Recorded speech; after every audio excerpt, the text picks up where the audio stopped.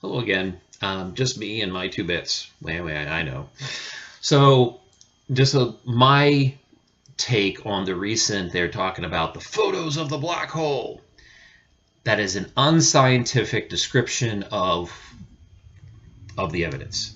They, what all of the media, including the scientific media that's representing it that way, is doing a disservice, in my opinion, to actual true science.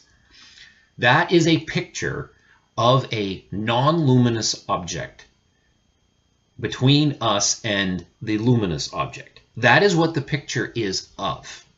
Whether or not it is then, with other information we have, plus that picture and so forth, whether this totality of information is consistent with the theory that of black holes, is consistent that we think it is likely this non-luminous object is a black hole, that is different than saying we know it is a black hole. This is a picture of a black hole.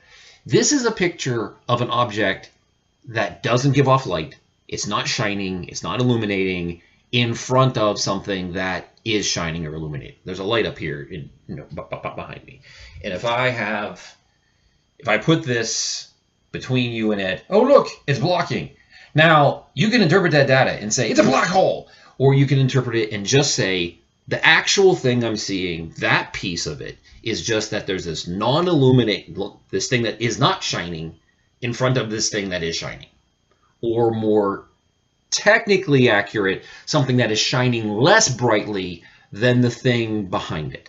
So for instance, if I put an object between me and the sun that is shining, but very, very, very, very dimly compared to, say, the sun, it may look dark in comparison to the thing behind it, which is much brighter.